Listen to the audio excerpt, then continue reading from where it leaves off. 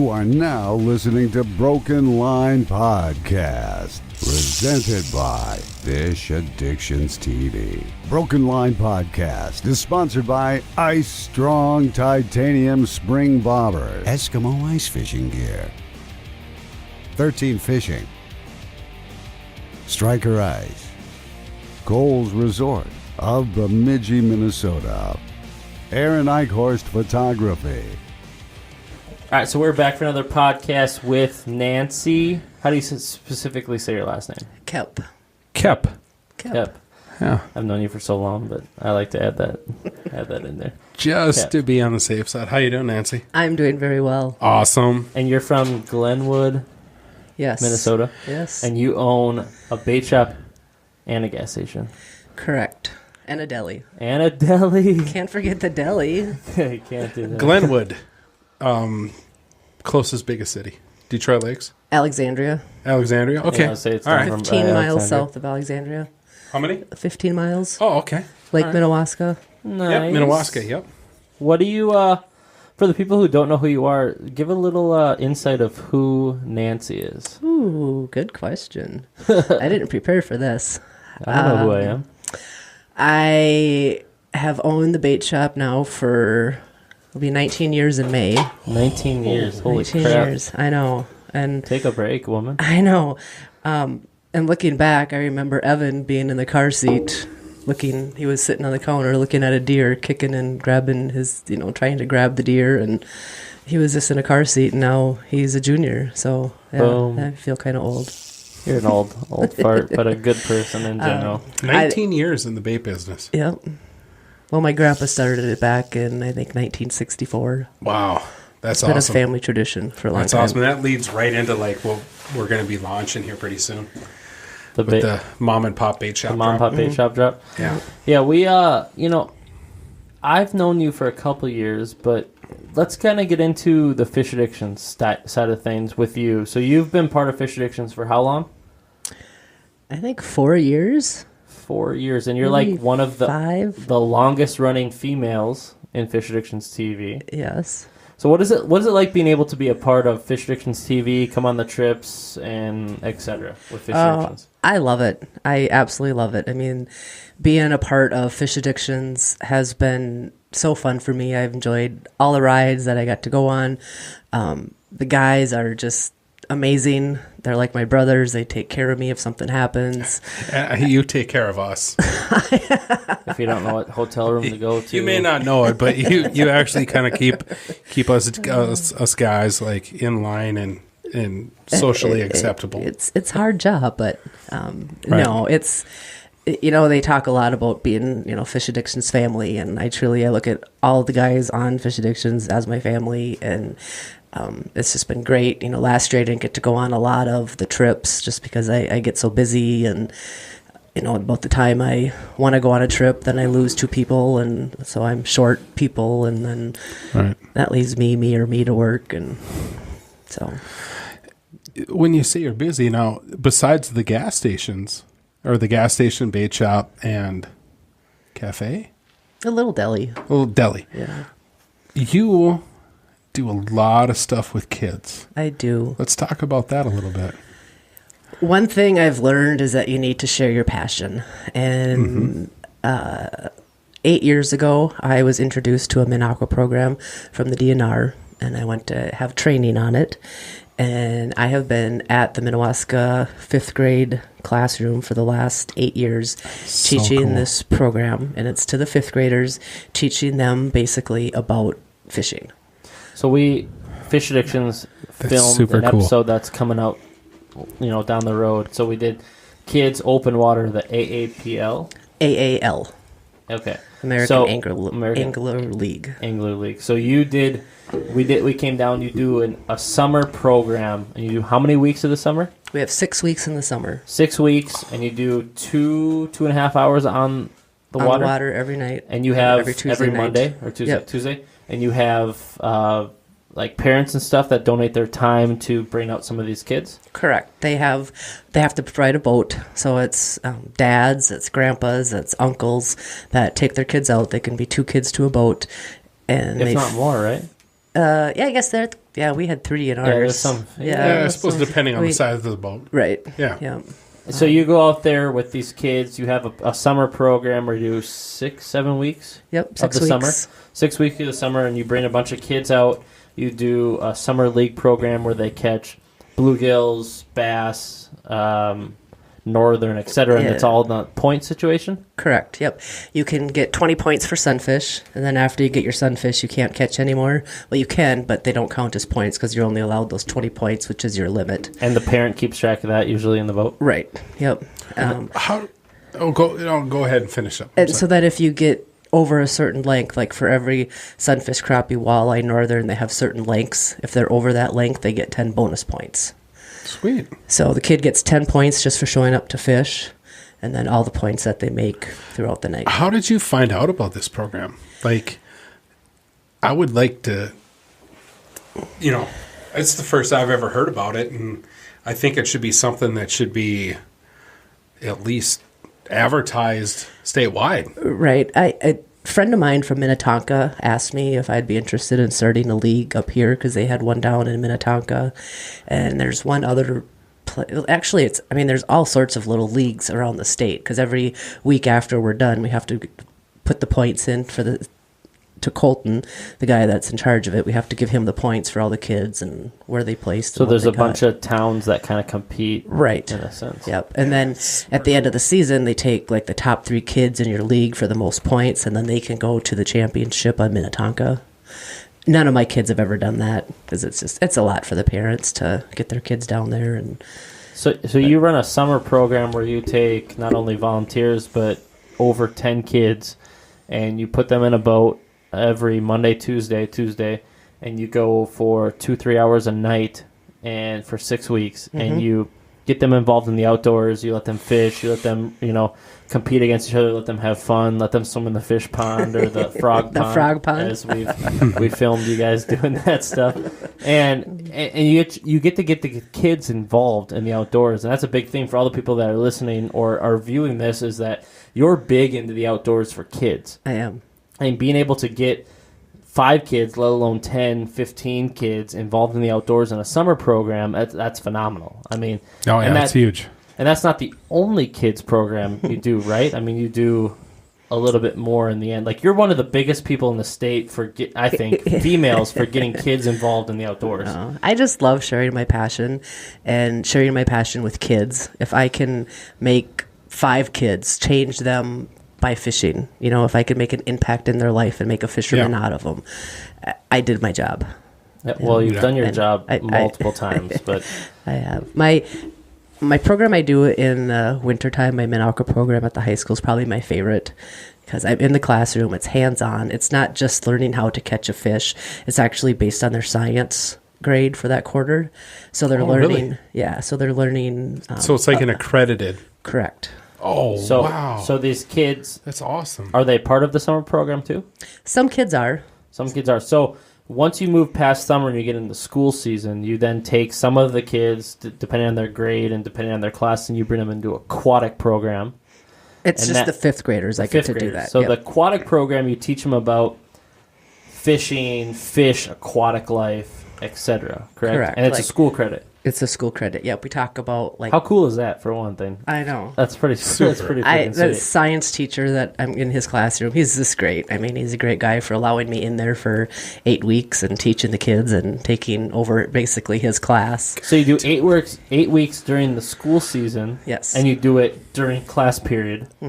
Yep. And then you finish it off with 2 weeks on the ice. 1 week. So 1 week, you take the kids out and you bring them ice fishing. I do. 96 kids I had this year. 96 kids. Saw it. Yes. It School was bus. awesome. School Yeah. buses. School pulling up. buses. That's awesome. So not only do you do the Yeah. summer program for kids, you also do a school credited, class where you bring them not only teach them about aquatics, but you also bring them out ice fishing. That's awesome for anyone that's out there that wants to get kids involved, which is the whole reason why I started. You're the girl. I mean, you get, and that's one impacted city. Can you imagine Right. if you could get multiple cities? That's why I asked this question. Like, Aaron, why can't we get something like this going on up here? Yeah, an aquatics program. Oh, you up here can. You in can. Minnesota? You have to Or go through. northern Minnesota? Because, I mean, I originally wanted to go to college for ichthyology. Okay. You know, that's Yep. study of fish. Yep. You know, The DNR has a training. It's like a 1-day training deal. We're doing I it. took mine in. We're doing it. I took mine in Brainerd. I'm not sure where they have them now, but we're doing it, yeah. Aaron. We're getting was- kids involved. Yeah, we're going to do this. So Man, I would love to get in a classroom and talk to kids about fish, just teach behavior them. of fish. I mean, because I read about it, I study it myself. You don't just I mean, do you got to share that the kind of information. fish aspect, right? You do like the full-on aquatics. Yeah. Oh, absolutely. Yep. We learn about Biodiversity, the whole 9 yards. we learn about, the fin's forms and functions, what each fin does, what its purpose is. We go over the fish census, land versus water, so how their senses, the fish senses, are almost comparable but yet different to our census because they're in the water and we're on land. We do the life cycle of a northern, which is basically teaching the kids that like a northern will lay up to 100,000 eggs, but not all 100,000 eggs become northerns. And so we have a little game we play that they have to get through like 4 obstacles. And if they don't make it, they have to go to fish heaven. And then the ones that do make it, the ones that do make it become adults. And so, you have 25 kids in the classroom and maybe 5 will make it to adulthood. And that's just kind of showing them that not all of the eggs live and become northerns, So what is it like for you to be able to take kids out and do this? I mean, you have kids of your own. I do. So what is it like being able to, one, do this? Like, why do you do it? and just do it for the general public of kids. I mean, why do you do that? A lot of my girlfriends ask me that because I volunteer. I volunteer to do all this stuff, and I do it on my own time. So one night we were sitting at a basketball game, and my girlfriend that was sitting next to me, she's just like, God, you do so much with the kids. How do you have time? Why do you do it? And it wasn't 5 minutes later, this little kid comes up to me, and he's like, Miss Nancy, Miss Nancy, Miss Nancy, I got a northern last night. And he was so excited, and he told me the whole story about how he caught this northern, and it was probably a 2-pound northern. It didn't matter to him, and Right. it didn't matter to me. He was so excited about it, and he just... and the excitement in his eyes and his face, and that he could tell me, and then he left, and my girlfriend looked at me and she said, now I know why you do it. Yep. And I that's need the that true in reason. my life. Yeah, Yeah. You walk through the school and all the kids are like, hi Nancy, Miss Nancy. Miss Nancy. Well, I won't let them call me Mrs. Koep because I feel too old. Jeez. You know what's going on the rest of the weekend? Miss Nancy. Miss Nancy, Miss Nancy. Miss what are you Nancy, I doing, need a Miss Coke. Nancy? I need a Coca-Cola. Right? So we're here for the Bemidji kids event, which Yes. last year, without being on ice, there was 400 and some kids, meaning they couldn't get on the ice because of heat, too warm. Right. So now with good ice, we're expecting hopefully the same amount, if not more, and they've had up to 1,500 kids. So Wow. you like to get kids involved in the outdoors. So what is it like for you to be able to, and by the time this comes out, the shoot's going to be done. But what is it like for you to be able to not only get involved with the Bemidji one, but also get involved with just kids in general? I mean, this seems to be your passion. It is my passion. It is totally my passion. Last weekend I was in Ashby. They had an event there for the kids. Ashby's kind of close to my hometown of Battle Lake, so I'm like, yep, I'm coming to help out. And if That's you can awesome. sit by 2 kids, and a lot of the kids never knew what a Markham was. They've never seen a flasher. They had no idea. To be able to show them that and show them that, okay, there's a fish coming up, and their eyes light up, and it's amazing. It's truly. And why do you do this? I mean, you do it for free. Do it. You do it with time spent out of your own life. It's so hard to explain passion. I mean, it is, but at the same point, is, like, really. why do you It pick? is. Why do you pick kids? Like, there's different levels in the fishing industry. There's different levels of what professionals do. Oh, absolutely. Some do TV shows. Some do this. Some do that. So why do you pick? I mean, I know why I pick kids, and I kind of know why you pick kids. But for the people listening, like, why do you pick I know kids? why I would. Yeah, the kids right now at the 5th grade level, they're so their minds are working so fast, and everything right now is gaming. Got to play that Call of Duty. Gaming. Absolutely. And this stuff right here. And Cell yeah, phone. and cell phones. Yeah. Social media is. It's social media. Yep. And if I can just inspire 5 kids out of the, 50, 60 kids that I touch, and I know that they're going to become fishermen, and I know that they're going to love the outdoors. It's just like having a couple times in the 5th grade class had kids come up to me and I hate ice fishing. I hate everything about it.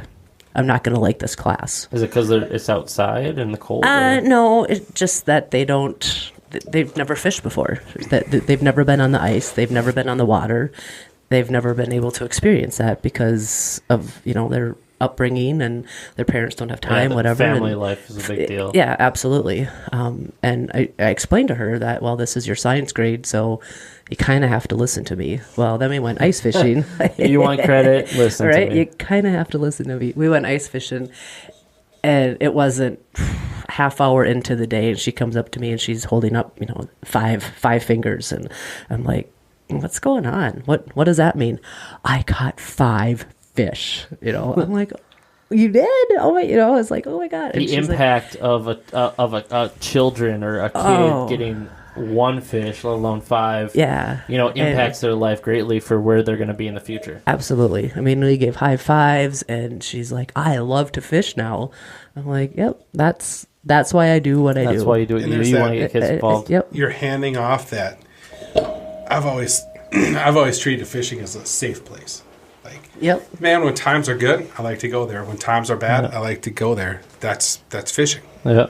That's where I go. Yep. And I think part of that too is that's why I like to fish with kids and be like, show them, hey man, this is a place where you can go and you can experiment, you can have fun, you can sort out your life issues, whether they're good or bad. Yep.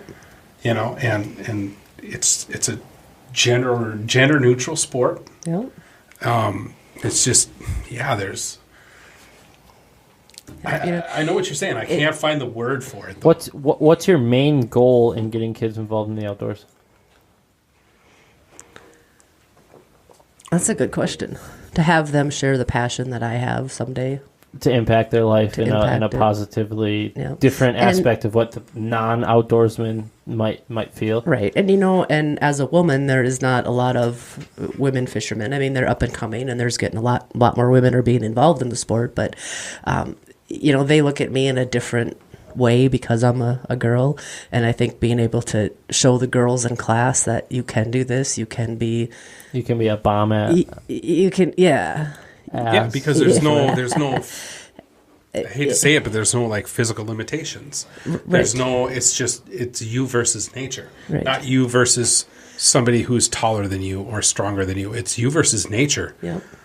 It's for everybody. Yep. And as a female in the outdoor industry, you bring a different side of things that the average fisherman or male fisherman or female fisherman might think differently of. Oh, absolutely. And that's impactful enough. I mean, and let's not even get on the simple fact that in the outdoor industry, it's impactful to get kids involved, but with the way the world is today, with the school shootings and all that social media and this and this and this in a negative impact way, the outdoors really saves people and gets people on a different level, on a different outreach of what the outdoor industry truly is and how that can be a different impact in their life for the positive. Oh, absolutely. Over some of the negative stuff that's out there, because we all know with how the way the world is that there's so many negative impacts in the school while you're growing up as a kid. And being able to get people like the perch derby that we're doing and like the stuff you do as a kid, like literally 15 minutes, an hour,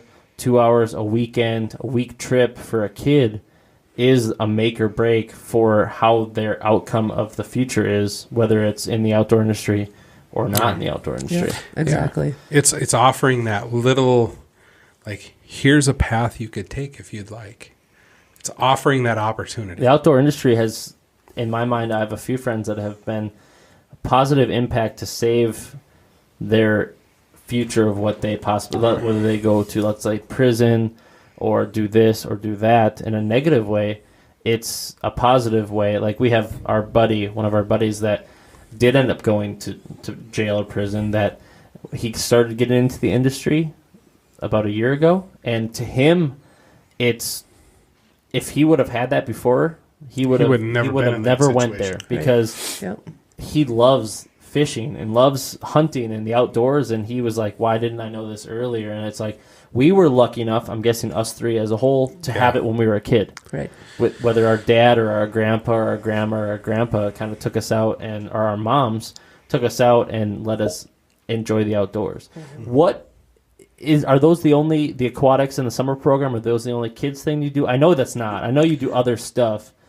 What other stuff do you do for the outdoor industry for kids or not? I like to go and do kids fishing clinics. So I'll go to, like if there's a tournament on the ice or a tournament in the summer, I will go there and I'll do a kids fishing clinic. And it's just really basic. It's fish identification, talking about the different fish in Minnesota, aquatic species, how the impact is on our lakes. We talk a little bit about the fins of the fish and what they're for. We talk about the lateral line. So it's really just kind of basic stuff. So I do the kids clinics. I do a few seminars at our local expo that we have in Koep County. I'll do some seminars for the kids, just give them the basic rundown of, what you need to go fishing, what you need to start to go fishing. And a lot of kids get intimidated by the professionals that are out there because they have so much and they have all these tackle boxes and they have all this stuff. And, I go there with a little tackle box that has 6 compartments and I tell them, this is all you need. This is all you need. You have your beetle spin. You got a couple plastics, hooks, sinkers. That's all you need. It's funny you mentioned that because over the last couple of years, I used to be that guy, I have 13 ice rods and I have to take them all with me. I have like 4. Right. Back in the day when you were a kid, you had one tackle box and it had everything. Needed. Yep. That's how I've gone back to that as an adult. Like the only tackle I want to carry is the stuff that I can put in my pockets because it's all I need. Right. But I can see that point of view where it's intimidating. Yep. Like I've told Aaron, I had some flow tubes, and I said, Aaron, I think we need to do a video on flow tubes. You don't need a $70,000 boat. No. To be a fisherman. And kids watch these fishing shows, and that's what they think they need. And they're not all like that, but there are some out there where, they think they need the highest You don't gear, need the best gear. of the best of the best. No. You could go into any store and get a minimum amount of stuff. And to be honest, my favorite and best thing to say, hook, worm, bobber. I still do it. Panfish. Yep. It's done. That's Hook, all you worm, need. bobber, and a fishing pole As I sit here today, over the side of the boat. As I sit here today, I spend most of my summers cork fishing, jigging a crawler, and a cork. That's it. The most basic stuff you can need. You don't need all these fancy things. And I'm not a plastic promoter because my parents have been in the bait industry and my grandpa for years and years and years. But I'll tell the kids in my seminars to put on, have your parents put on a little plastic. Put them on a 13 fishing plastic. You can fish off the dock. You can catch 6, 7, 8, 15 fish with that. And you don't have to run back to your parents and say, bait my hook, bait my hook, bait my hook. They can just put that on. The fish will bite go to town. and go to town. Yep. Hook and worm, baby. That's what I'm about. Yeah. Hook and worm. And a bobber. You just throw it out and you just sit there and watch it. I'm a big cork fisherman, man. I love it. It's relaxing. Like that's where my fishing's gone now. I used to be that guy like staring at the graph and studying lines and like cast. Now I'm like, you know what? I'm gonna go out. I'm gonna drop anchor. I'm just gonna pitch out some floats and just kick back. Chill. To be a kid and fish, you don't need a graph. Oh, you don't need the absolutely troll. not. You just need to drop it over the side with a bobber Yep. Yeah. and a hook and worm and And call it a day. the Department of Natural Resources does a pretty good job putting out these public fishing piers. Yep. Where you actually can A lot of cities catch have them. some really nice fish off those piers. Oh, absolutely. They strategically put those in places where there is a lot of fish. A lot of cities have the public piers, and Yep, and we have one on Minnewaska. It's on the Starbucks side.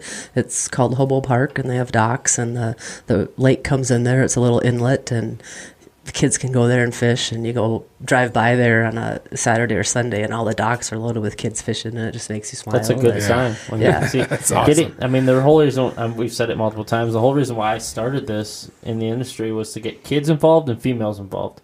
And being able to see kids involved with Fish Addictions TV, we've done a kids event pretty much every year for the last 3 years, and we're doing it again this year. We filmed you guys down with your fishing league and your aquatics program, and now we're doing the Bemidji Perch Derby. And if you could say one thing to any kid or any adult that has a kid to get kids more involved in fishing, What would it be now? The sky's coming down on you on this. What would be your talk to him? To take the kid fishing, but to take him fishing when, if you're going in the summer and you told Johnny on Saturday or on Monday, you told him Saturday we're going fishing, we're going to go on the boat, we're going to catch some fish, and we're going to go fishing. Saturday comes and it's raining and it's 30-mile-an-hour winds. Don't take Johnny fishing. Don't be that person, because he's not going to enjoy it. He's not going to like it. And if it's his first time out on the water, what is he going to remember? This really stunk. I'm cold. I'm wet. So then tell him, you promised him that, but say, okay, maybe we'll go on Sunday, or maybe we'll do it next weekend.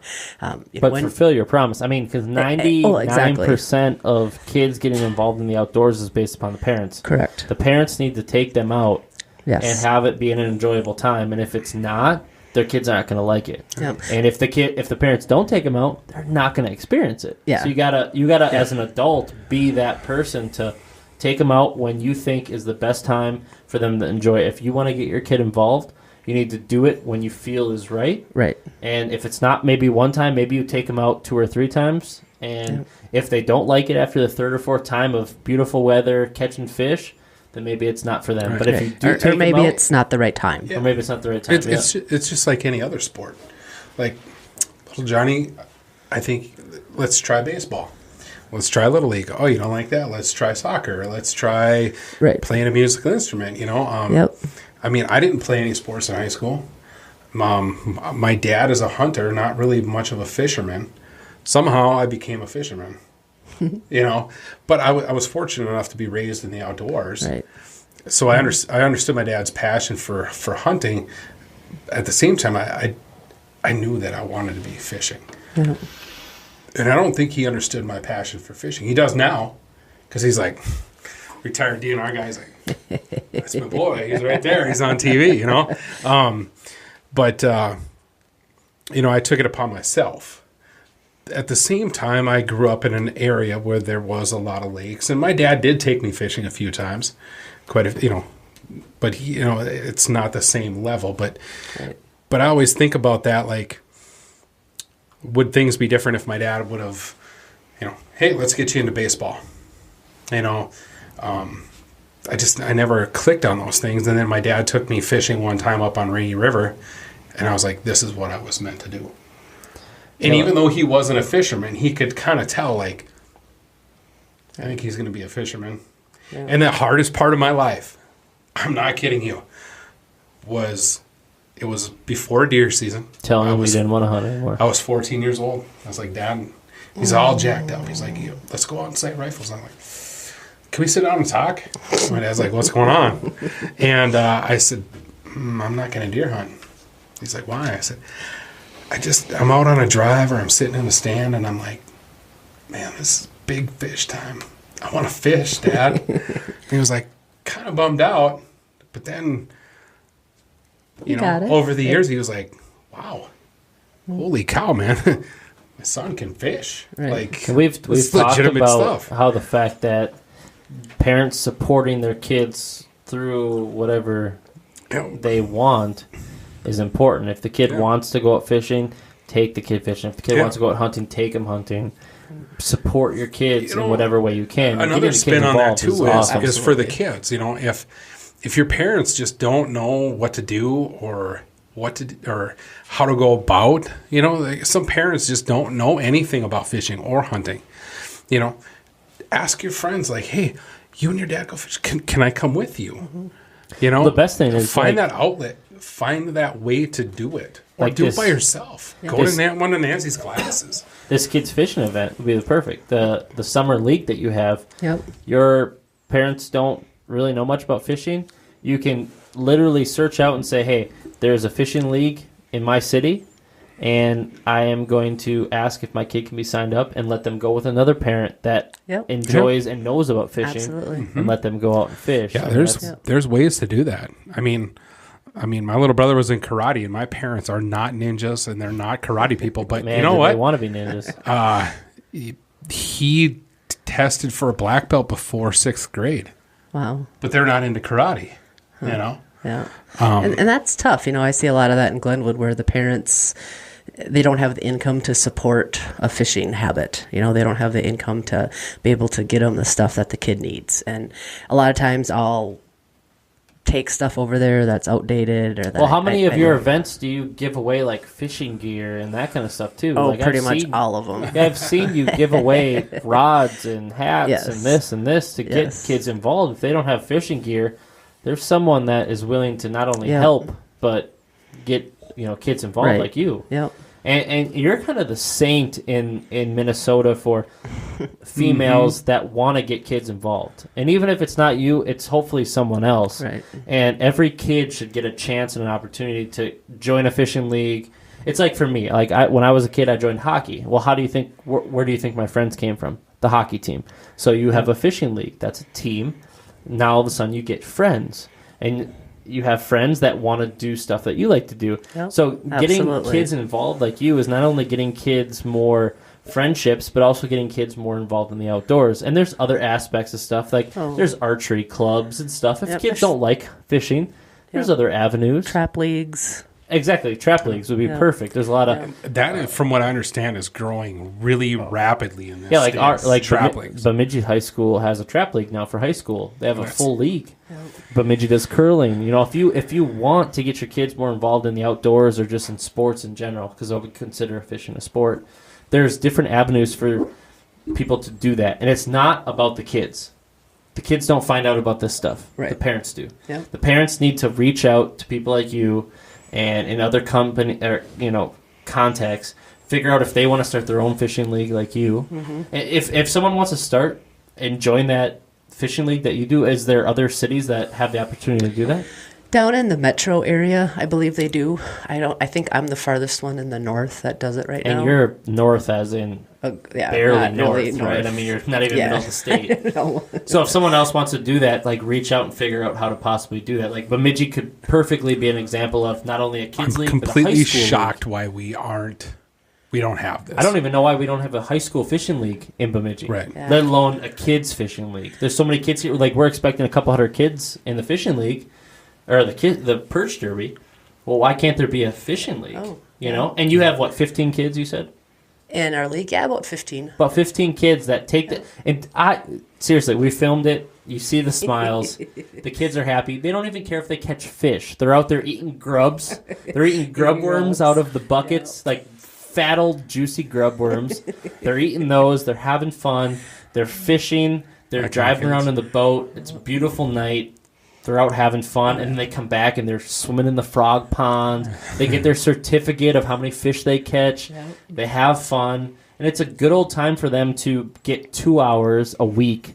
It's like you're supposed to get 30 minutes of exercise a day. Right. Well, these kids are getting 2 hours a week of fishing and having fun in the outdoors. And like for anyone out there, I mean, if they don't appreciate what you do, we all appreciate it. And we've talked about here at Fish Addictions, with you being a staff member of ours, that you are the queen of getting kids involved in the outdoors in the state of Minnesota. If there's anyone out there in the state of Minnesota that's a female that's doing what you're doing to get kids involved in the outdoors, send them my way. Right. You know what I'm saying? Because what you're doing is amazing. I mean, getting kids involved in the outdoors, having fun, aquatics program, catching fish.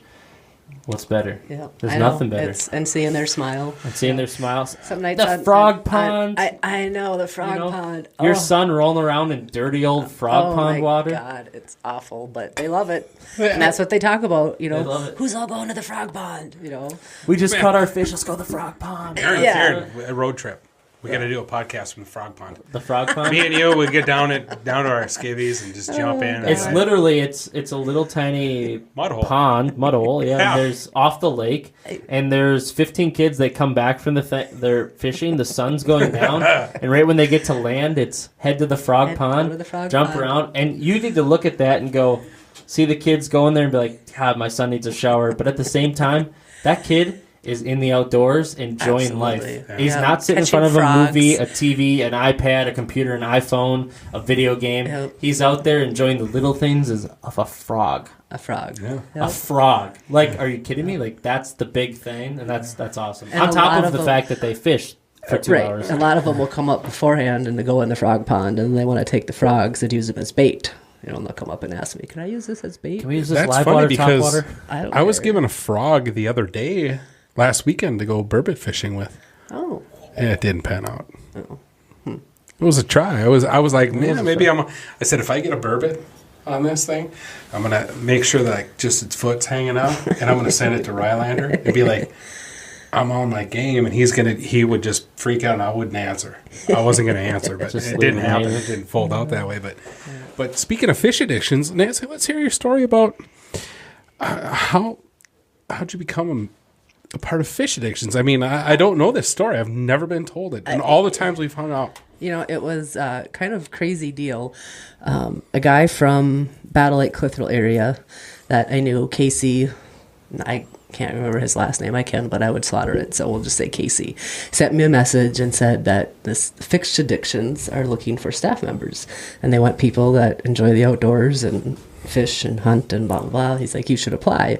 And I'm like, I don't know. I don't know if I want that, Mm-hmm. He's like, what do you have to lose? Just do it. So I'm like, all right. So I made a fishing resume, which I had no idea what a fishing resume was. And now, by the way, just to cut you off, you kill it when it comes to social media, resumes, putting together Activity log formats, tracking. activity logs. I appreciate it. Mine's rocking because of you. And that's how it started. So I sent email with all my info to Mike, I guess, and he liked what he saw. And 2 weeks later, he asked me if I wanted to be part of the staff, and I was like, Here you are today. And at that time they weren't that big. They were just kind of, we were just kind of starting out. A couple of years ago. Doing the Back in YouTube thing. And Now it's to the point where not only do we look out for you, you also are like our mom and the staff. So when we go on trips, make and you're sure together- everybody's tucked in at the end of the show. Yeah, make sure Jim gets food. Oh, yeah. Make sure, because diabetic. And Yep. make sure he eats. Yep. Make sure he eats. Not only do you're like a mom, to the staff, but like you bring an aspect to the staff that is different from other people because you are not only a female, you have that kids that you like to get involved, and you also have a son who is part of our staff as well, which is on our junior program or junior staff. Eventually, he's almost to the age where he's not on that staff. I know. He's almost an adult, but I know. you bring that aspect that a lot of other people don't. You're a female in the outdoors, which is a big thing to a lot of people. A lot of people, when they think about getting involved in the outdoors, they're men, female, and they don't know where to step foot into the outdoors. How did you get involved in the outdoors? What was your, before Fish Addictions, before, you had a jersey with logos on it, what was your first initial thing to get into the outdoors? I was daddy's little girl growing up. So wherever my dad went, I went. If my dad was going fishing, I went fishing. Nice. If my dad was going grouse hunting, I went grouse hunting. We went duck hunting together. He took me everywhere he went. We went duck hunting, goose hunting, deer hunting, and then it was archery hunting. And it evolved from there. And I've always loved to fish. I mean, I remember when I was a kid, when I was probably 12 years old, we had a resort on the lake, and I had my little green Lund with a 8-horse Mercury on it, and yep, I would go fishing, and I would go out and I'd catch a bullhead, and I absolutely hate bullheads, so I would take them back. I know, sorry. Ooh, fighting words. Sorry, Patrick. And I would take them back to my dad, and I'd be like, Dad, I got a bullhead, take it off. And like after the third time, he looked at me and he's like, Nancy, just cut your line and tie a hook on. Cut your line. I have to do it a lot. I have to do it a lot. Good point. So you went when you were young doing it, but how did you get first contact in the outdoors? How'd you get your first? Oh boy. Your Lund is a big thing for you, right? Yep, Lund is huge. They're one of my big sponsors. So how did you get into that? I mean, yeah, you went fishing as a kid with your dad and stuff like that, but how did you get into the outdoors? I was very lucky. I am one of the lucky people. I posted all my stuff that I do with the kids online. Actually, Lund approached me and asked me if I wanted to be on their pro staff. And I was like, really? It's really unlikely to get a boat sponsor Right. by them contacting you. Exactly. So and, crazy. I just 3 months before this, I had a conversation with a friend of mine, and I'm like, how do I get involved in this stuff? And he's like, start with the tackle companies. Don't go big. Don't go for the boat companies. Just start with the tackle companies. Boat companies are the hardest. And yeah, because they are. He said, get some tackle sponsors, have them people see you and see what you do and how you promote their product. Yeah. Right. Yeah. Yep. And I fished Lundmania. Have fished it for years, but 4 years ago, the director of marketing came up and we want you on our pro staff. Sure. Okay. Instead of saying not today, she said yes today. Yep. I'm in. So that's kind of how it all started, and then So Lund was your first gateway into the outdoors. Yes. Off of the kids that you Correct. did, Yep. and then from there you kind of spiderwebbed out into the industry. Right. Yep. If you could tell one person something to get into their foot into the outdoors, what would it be? Don't be scared. Don't be intimidated by anybody else. Don't let anybody else. Social media is terrible. They are just, you can post a picture of something and people are just going to attack it. I know We I talked have about that 2 or 3 podcasts ago. Yeah, I heard that. Negativity in podcasts. Yep. Or negativity in social media. Yep. It's unreal. Yep. hate it. Just stay positive. Be yourself. Don't think you're better than anybody else. Do you reach out to those companies, or how do you? Oh, absolutely. Reach out to them. Send them your resumes. Give them a nice cover letter. Tell them why you want to be on their And staff. we've talked about building a resume, so you got Yep. to build a resume to send a resume. Right. It's not that you can go out and catch 10-pound walleyes every day. That isn't why companies want you on their staff. They want you because they want you to promote their product. They want you out there saying, I fish with this because. They want you to love the product, support the product, and of course push the product for other people. You have to morph yourself into being marketable. And you have to want that product. You can't just be Exactly. like, oh, I use this product and this company says that I should push it and I'm going to push it. You actually have to love, support, and push that product because that product fits you the best way it possibly could. Exactly. It's just like Eskimo. I've been on the Eskimo staff now for, I think, 3 years, and the number of people that message me on Facebook, I have this and something happened with my pop-up and this little piece is gone. What do I do? Or I don't know what house I should buy. Which one should I buy? And, just to be able to be there and don't ignore them. Don't make them wait for 2 days before you respond back to them. And it is crazy how many people that Eskimo, striker, Lund, blah, blah, blah, offshore tackle, how many people contact the staffers. Oh, it's nuts. Instead of just contacting offshore tackle, they contact the staff members and they ask questions about it, which is weird to me. It's not weird because to me. we are way more approachable than, because when you go to these big companies like Lund, I got a problem with my boat, and it's like, send comments or questions to human resources or whatever.com. But they're like, wait, I know somebody on the Lund staff. I can DM them, direct message them, boom, messenger. I think the biggest thing is don't be afraid to contact the staffers. No, absolutely not. That's what we're here for. We're real live people. We really genuinely use and love these products, and we have the information to get you to where you need to be. We're in enough contact with the company that if you have a question, we'll have your best answer, support, or contact to that company as best as possible. Yep. Yeah, that's... And to get back to your part about how they get involved in the industry, I know you guys talked about this, but social media, don't put stuff on there that you wouldn't want your parents to see, is maybe how I'm 44 years old, and I've written out stuff, and I'm like, I don't think my mom would approve. I see funny jokes. They're not appropriate. I see them. I'll laugh, but don't share them, because if you're trying to get a sponsor, those sponsors are watching. Yeah. They are watching. I went to the NPAA convention here in Wisconsin Dells. Yeah, it's fun. I'm going to do that next year. Next year I want to go too. That's a great marketing tool. But Bruce Shimano, one of the guys offshore tackle, he's like the owner of the company. I went up to talk to him, and I didn't really know if he knew me from Adam or not, and he's like, how's your dad doing?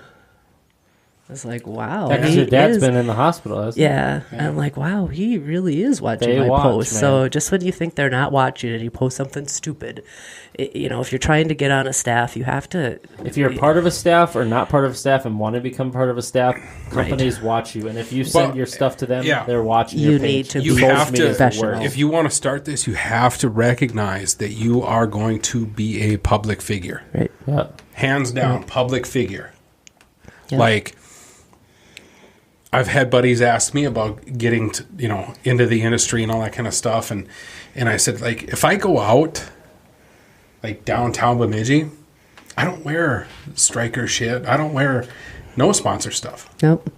and it's not because I'm trying to be incognito, because I'm not famous, but if I do something You're more dumb, famous everybody's than you got think. these phones in their hands, and that goes out on social media. Yep. Yeah. Guess Takes one what? person to contact your company and say, Right. I saw this guy doing this. And it's like, there it is. It's done. Right. And of course, you can fight it and figure, well, that's not how it went down. Because there's going to be people that are negative about it. But Right. I would say if you want to also, which we haven't really talked about, get involved in the outdoors, the MPAA Yes. is phenomenal with Mm-hmm. getting you involved in the outdoors. Sign up. You got what's your number? 323. 323 for you. So you get involved, you go to the conference, you get tons of discounts on different stuff, Yes. you get tons of information I was about just the going to say, fishing that's industry. the most valuable thing right there. is Information and Information. contacts in the This year, outdoors. we had Kevin Van Dam. He was one of our speakers, and I always, you have this perception of people sometimes. He's and a it's cool like, guy, isn't he? I didn't think that. I thought he's like, oh, I'm Too a good for bass school? fisherman. I'm Yeah. super cool, and he went up on the stage, and he was like the best speaker I've ever seen. He was so down to earth. I'm like, oh my god, your perception on TV is nothing like you are in real person. Yeah. That's how it is with a few things. I I've mean, met it- KVD before, and he's the kind of dude that, like, well, we actually, when I first met him, I got in a conversation with him about ice fishing because I knew he was from Michigan. Okay. And he's like, oh, yeah, man. He goes, I actually miss ice fishing. Because I used to fish bluegills. Oh, man, it's so fun, so technical. And we just hit it off. But he's just a regular dude, Yeah, he is. And Yeah. yeah, That's that's how awesome. it is with everyone in the industry. I mean, Yeah. Oh, it is. we're all down to earth people. We're all willing to help. We're all willing to be there for you, whether you're in the industry or not in the industry. Just say hello, say what's up, and Yep. and get to know us. And we're willing to literally lead you in the right path and the right direction in the fishing industry. And if you specifically, you're willing to teach and learn and share to kids to get them in the industry, and that's a big thing. And like I said, not only for the MPPAA, that's a huge resource. Yep. You can sign up online, get into it, get involved, get a number, get your discount, learn information, come to the conference, the the yearly conference conferences. in the Wisconsin Dells. Yep. Get that aspect because it's a huge resource. And I think 80% of our staff members with Fish Addictions TV is part of the MPAA. I mean, and it's resourceful. Right. Not only do you get cool discounts for the people that like that stuff, but you get the cool information from pros to not pros to businesses to companies, etc. And that's phenomenal. Yeah, for what you pay for the membership, and I don't even know what it is, $100 maybe. Yeah, I think it is. You get that back And with all the discounts. discounts that you get. I mean, what Oakley's is? Costa's. Costa is one of the 50% big ones off. for it. I mean, you get it back easily in random stuff. It's unreal. Plus, you get if you want to become part of the industry, just to go to that conference alone, Oh, huge. you're gonna feel like you're You part of know- the industry, and you're gonna get so much learning and contacts. That's what I'm going to It's say. unreal. Like, the information you get is invaluable. $100 is nothing. $100. Yeah. It's zero for And how the many information people that you're going to get Listening to firsthand. this podcast or people in the ice belt, Wisconsin Dells is a short drive away. Right. You know, and it's passed, right? There was a couple months ago. What's the time for it? It's always the first week in January. The First week of weekend in January. So the beginning of the season. So right after pretty much the St. Paul Ice Show in a sense. Right. In Yep. a sense. I'm going to go to it next year.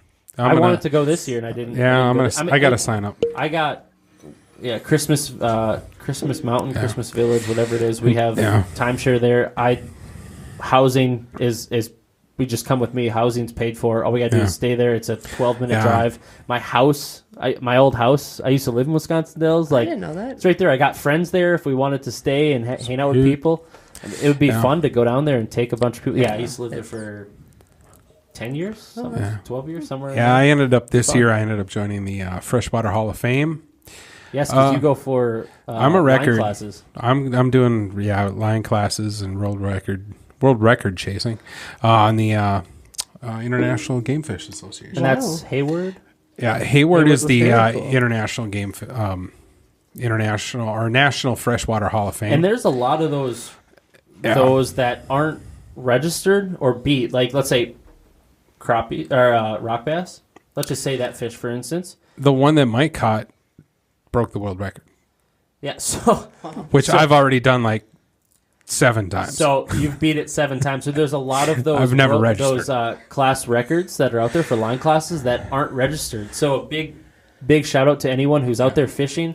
Make sure you check your line class records. Get nerdy. Was it Hayward Fishing? No, it's the National Freshwater Fishing Hall of Fame in Hayward, Wisconsin. From Hayward, Wisconsin. So if you catch fish, whether it's a bluegill, perch, blah, blah, blah, check to see if it's a world record or a record. In the IGFA is it's international, it's global, and it just so happened I joined because I had broke this ice fishing world record several times. I was like, you know what, I'm going to join this and get in the big book, which I consider that the big book because it's global.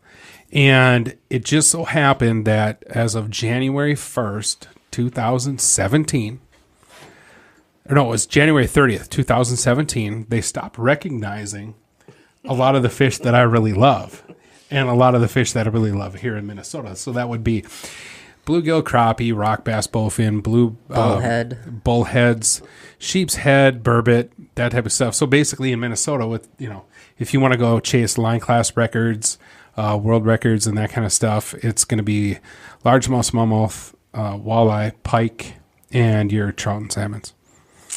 So they kind of did away with the rough fish and panfish sections. But if you still want to have fun. But Hayward still recognizes those. And after I joined, they send me the book. They sent me the records book. And I'm looking through and I'm like, oh, I broke that. I need to get on this and start filling out some paperwork. Because a lot of people, when they catch fish, they almost don't care. But it's cool from a personal level to be able to break some of those records that some people. And that's all I'm doing it for. It's just something that I want to do. And I have a couple buddies that are like, Pat, you really need to do this because you're just weird enough to do it. So if you want to challenge Patrick from the Broken Line podcast in some line class deals, records or world records, do it because your mission for the next year is to really knock off a couple of those lists and fill out the paperwork and get registered. I haven't released it yet, but I've been working on my YouTube channel, and one of the playlists on there is going to be I'm going to video document my pursuits for Minnesota Master Anglers. Because after looking at the sheet, I'm like, man, I've done a lot of these several times. Like, why haven't I registered this? Because eventually my fishing goal is to be in the Minnesota Fishing Hall of Fame. It may sound really... Gotta have a goal, man. That's my goal. I want to be the first woman in it. Let's do it, Nancy. You can't do it till you're 50. You gotta go bullhead fishing with me. You can take them off. Well, I'll take them off. Jeez, my biggest one's 19 and a half inch. I don't measure mine. I just cut them off the line and throw them back. Oh my God. Yeah. And you know what? Rylander told me about some waste of time. Some giant bullheads down there in the Ashby area. Oh, I'm sure he does. Oh yeah. But yeah, I mean, that's just where fishing has taken me. I'm like today, rock bass fishing. I've been bugging these guys, telling them about it. I've done this, I've done that. And they're like, all right, well, let's go out there. We got nothing else to do right now. And I think some attitudes might have changed. I think they have fun. Oh, yeah. After the first couple, they're like, the Snapchats look like you're having fun. Wow, this is a good time. And these are big fish. Yeah, and our Instagram, there was a couple shots too, Snapchat as well. Yeah. And we like to have fun. And Yeah. all I'm saying is for the people out there that are trying to get into the industry or are not trying to get in the industry and you want a challenge, maybe it's line class records, world records, etc. Look into it. Yeah. Because there might be fish that someone's caught that might be a world record or a class record or a line class record that Or a might Master be Angler Master Award. Angler that could be documented. Yeah. And it might be worth your time, even if Yeah. it's a fish that you don't even like a Yeah. rock bass. Ooh, a 13-inch rock bass. Who cares? That's a line. That's a record somewhere. You should. 13-inch. Yeah, I gave it an inch. You're I welcome. got 12 and an eighth, and I was crying when I caught it because I already broke the world ice fishing record according to Hayward by like 6 ounces Oh, wow. or Yeah. more. But it's, just, it's a fish this big, and people wouldn't think about it. But you should think about that situation. And then It's fun. I caught a 12 and an eighth. That the one that I broke that was 6 ounces bigger was only 11 and 3/4, and I got a 12 and an eighth, and I literally started crying. Like, on your birthday, wasn't it? yeah, it was on my birthday, and I was like, oh my God, I can't believe. And It's it's fun something that I challenge. just want on my wall. I'm not going to broadcast it everywhere. Right. It's my personal goal. Like, I did this. It doesn't matter who sees this certificate. It's a This fun. is something that I did. It's a fun the goal I challenge accomplished. to challenge yourself to do some Yeah. of those things. Absolutely. When we go up to Winnipeg, you have Master Anglers. That was the other up question. there. I was just about to ask Mm-hmm. your Winnipeg Yes, adventures. coming They're up in really- 3 weeks. And the first year we went up there, I got 2 Master Anglers. They have to be 28 inches or over. And then after that, it was just like, I've never done it since. And I kind of kick myself now looking back how many Master Angler certificates I could have on my wall. So you go to Winnipeg every year. Yes. You make it a big trip to go. Yep. Walleye FM. FM Walleyes. FM Walleyes, Yep. sorry. And you have broken some female walleye Oh, yeah. deals, haven't you? Yeah. What? Yeah. What? Are we So FM Walleyes presence is of the a biggest- record breaker here? What's up? FM Walleyes is Let's the hear the biggest, story. biggest walleye group in the country, correct? Yes. And you What go does to FM stand for? Fargo Moorhead. Oh, okay. All FM right. is like a radio station, not AM, but FM. Fargo Just kidding. Moorhead. Okay, thank you. And you Nancy. go to It's like a man boy. you go to Winnipeg every single year. You're part of the FM Walleyes, which is one of the biggest walleye chapters in the country. And you guys go up there and you fish every single year. You go up there, and we've filmed episodes up there, so we know how, Lake Winnipeg is. It could be brutal. windy, not windy, structure, ice breaks, the whole works. Right. And you have conquered some female aspects of, master anglers and Lake Winnipeg. So what is FM Walleyes to you? What is Lake Winnipeg? What is that whole aspect for you in a whole? It's a trip I look forward to every single year. Last year was brutal. Last year was probably the worst year we had Last year up there. you went there, a week after us? Yes. And it was brutal for us, but it wasn't as brutal for us as it was for you. Oh, the man. four-wheelers were iced over. Iced up. and- It was crazy seeing your photos and videos. Yeah, it was. I think I had Snapchat one day when I was up there. We're sitting in our... You had a 2-mile drive and the hands were frozen into place. It was unreal. Oh, it was terrible. It was terrible. And the fishing wasn't that great either, but that's probably the worst year we had up there. But yeah, I've caught a few nice fish. A couple years ago, 2 years ago, I got, on Saturday, they give the prize away for the female that caught the biggest fish. So they'll call people up there who caught a 22, and they go up there, and they just kind of keep going up there as they get bigger, and then they ask you, who cut this one, who cut that one. And so I won it that year, and then I got a striker ice suit. Well, I had just gotten my striker ice You're suit. pro staff striker now, so it's Right. like, Yeah, so I gave it to the girl who we're best friends now, who is in second place. And How nice of you. And yeah, I'm like, give it to Julie. I don't need one. I Yeah. have 2 at home. I don't need another one. Give it to Julie. And she wears it all the time, and she just loves it. So how That's nice awesome. of you. I know. So your Lake Winnipeg trips, that's a go-to trip every single year. Yep. You like it, and that's your. You got to It- mark off the list of Master Angler awards, etc. Yeah. That's People your goal. like to go to Mexico and put their toes in the sand. I want to go to Winnipeg and catch greenbacks. Boom. So for season 2 and season 1 of Fish Addictions TV, we did 2 seasons, right? 2 up there, I think. Lake Winnipeg, episode 1 or season 1, sorry, and season 2. We did Lake Winnipeg, and you were in season 2, I believe or so. both.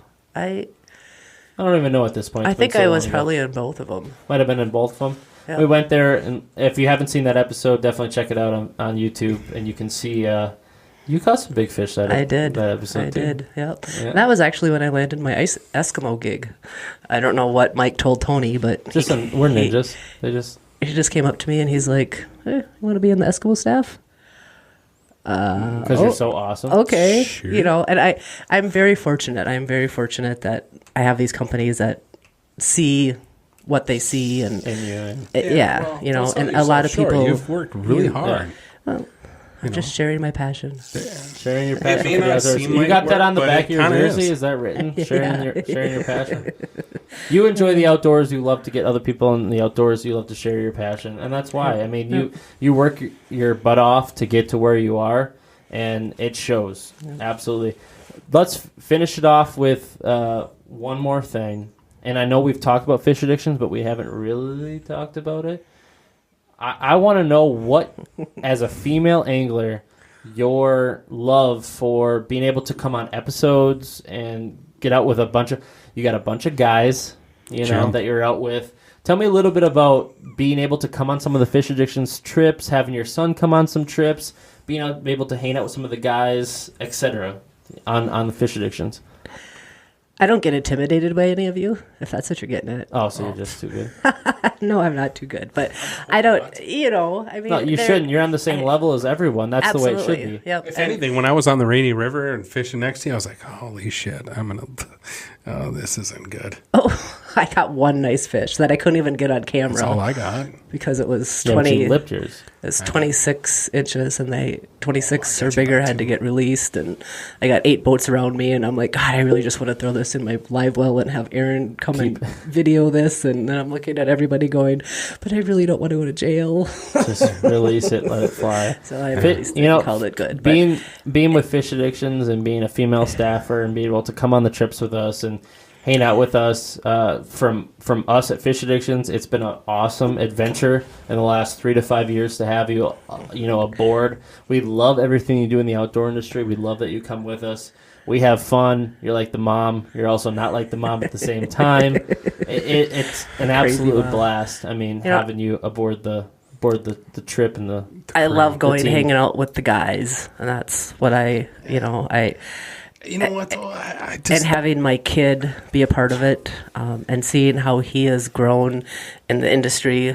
He was, I think, 12 years old was his first time he went duck hunting with me. I'll never forget it. He got his first wood duck and got mounted, and it's those kind of memories, and then to see him progress into the fisherman and outdoorsman that he has become. Yeah, not only do you put kids and bring kids into the outdoors, but you also have a son of your own.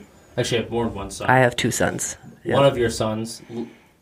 Well, one of your sons is older, but the other one also is in that APLL or whatever, Yep. that fishing league, which is great, meaning he's evolving into the fishing industry. But you also have an older son who is part of the staff as a younger angler for ours, who in the last 2 years for me have seen him grow more and more to come on trips and from Winnipeg to Lake Winnebagosh, and him driving himself to shoots now and being able to go on. I mean, that's got to be a proud mom moment. Taking my Suburban.